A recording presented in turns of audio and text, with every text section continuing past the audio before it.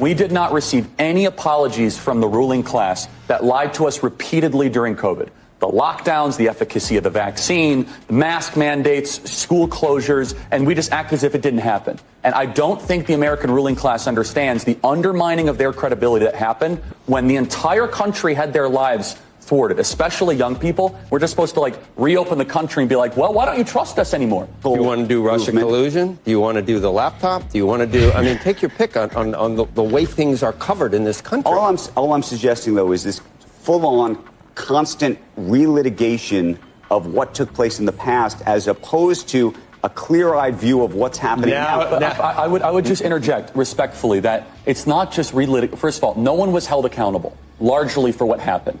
Donald Trump is acting in good faith, and I don't understand why the left can't be reasonable with him and want him to succeed. Instead, they hope he crash and burn so the whole country can crash and burn. And I think that's asinine. This video is brought to you by Tatum Store. Brought to you by Tatum Store. Check it out. Brand new shirt. Trump has great jeans.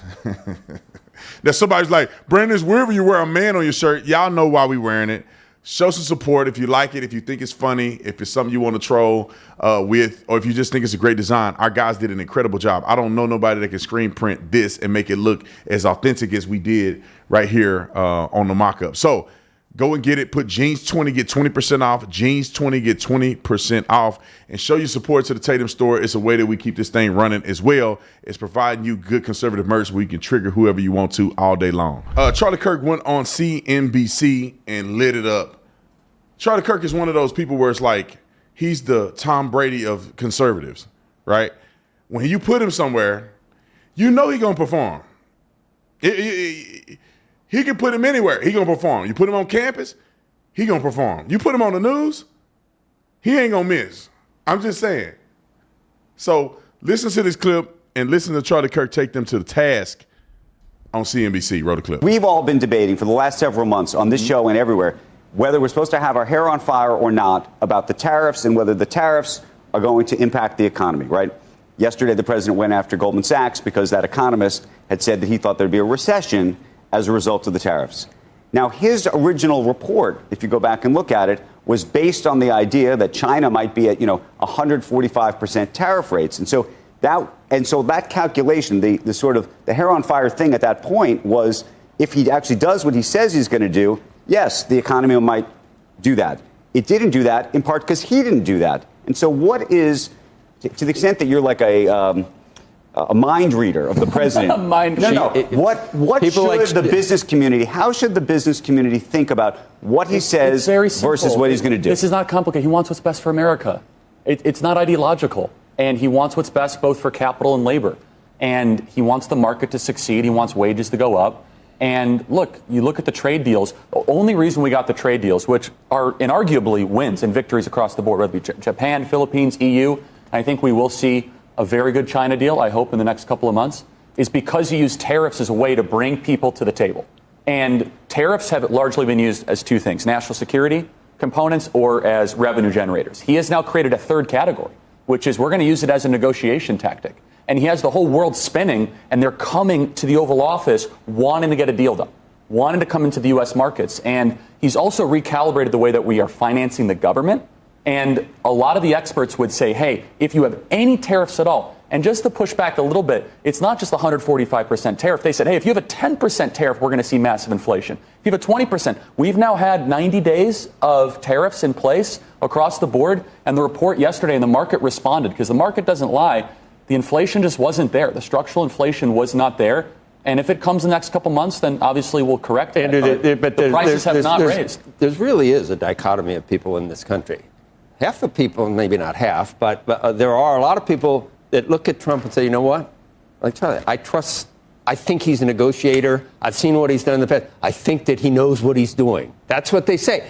Whereas other people say, are you out of your mind completely? This guy has no idea. He's bankrupted. There's individuals who can hold both ideas in their mind. By the way, did you think he knew what he was doing with negotiations? I thought he might be able to. The art of the deal. He's written books. He's a businessman. How far he'd get. Because no one really thought we were staying at 100. No one thought we were going to stay at 140%. look, the question from an economic perspective on tariffs is you may collect the tariff on one end, and the question is what happens to the real economy on the other end. And so far we have not seen. And so far we haven't seen it yet. There was a major, catastrophic prediction, right? The panicins, the whole world's going to fall apart. And we just haven't seen that. And I think there does need to be a little contrition by the economic ruling class, hey, back when we were saying this was going to be the worst thing for the global markets ever, it turns out what it has done is it recentered America as the center point of the world economy, that people wanted to invest in this country. And the best case scenario is that these countries, it's important to them that they continue to trade with us, and they're eating some of the tariffs, and they're not directly paying for it, but that's where the pain is. And I don't want to speak for him, but I'm going to make a bet that if David Solomon were sitting here today, this is the CEO of Goldman Sachs. I've met him. Right. That there's part of David that likes some of the policies that this president has put forward around taxes. More of them, not just some, most. Right. And I'm sure he hates the fact that he is called out by the president and told to go back to being a full-time DJ or whatever the president said told he is a good yesterday. DJ. He is a good DJ.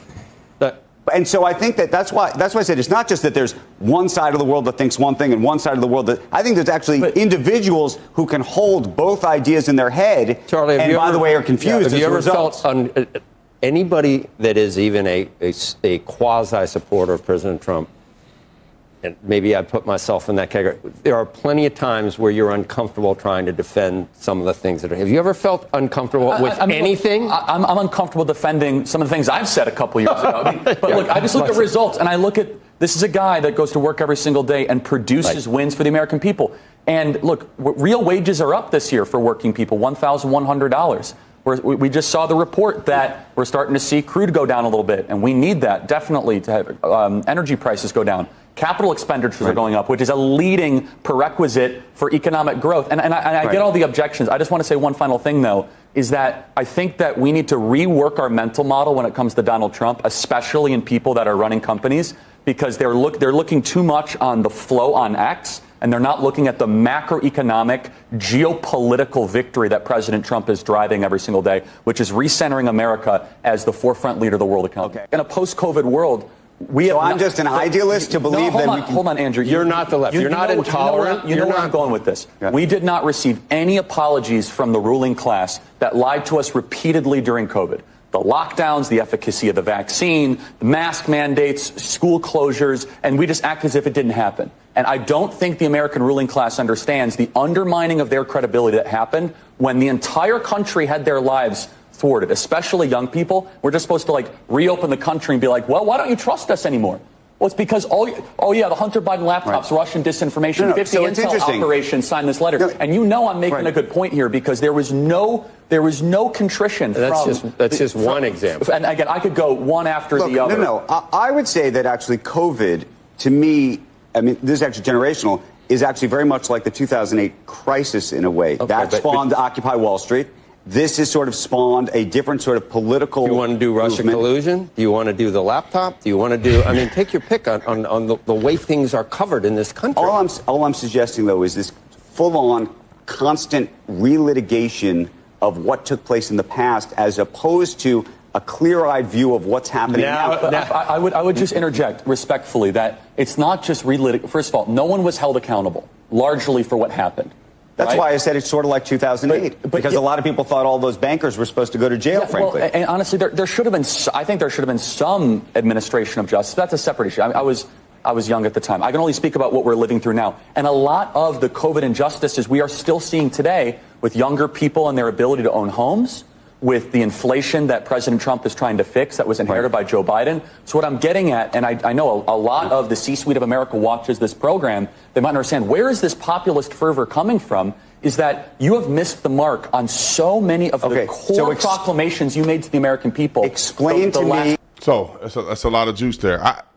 And it don't take much to interpret what Charlie said. It's very clear to me, in my opinion, unless you have Trump derangement syndrome, that Donald Trump is actively doing as much as he can to make America better in this overarching idea that we should be leading the world geopolitically. We should be leading the world in creating goods, having our manufacturing jobs come back to America instead of outsourcing them to China. Because to be honest, you can get anything from China. They knock off people's IPs.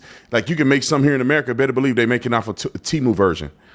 So, I mean, all of that stuff, Donald Trump is working in the effort to create an environment where we are returned back to our rightful position, to have some of these things implemented again in America, to give Americans opportunities to have jobs, give Americans opportunities to produce and create, where we are now the producers or mass producers for the world in some form or fashion. You're never going to just completely get rid of what goes on in China and other places with cheap labor, but you can at least make us more competitive on certain products. And Donald Trump is acting in good faith. And I don't understand why the left can't be reasonable with him and want him to succeed. Instead, they hope he crash and burn so the whole country can crash and burn. And I think that's asinine. However, Charlie Kirk did a really good job at explaining that on CNBC. But anyway, I love you guys, man. I got to get out here and get my hair cut. I'll see you on the next one from out.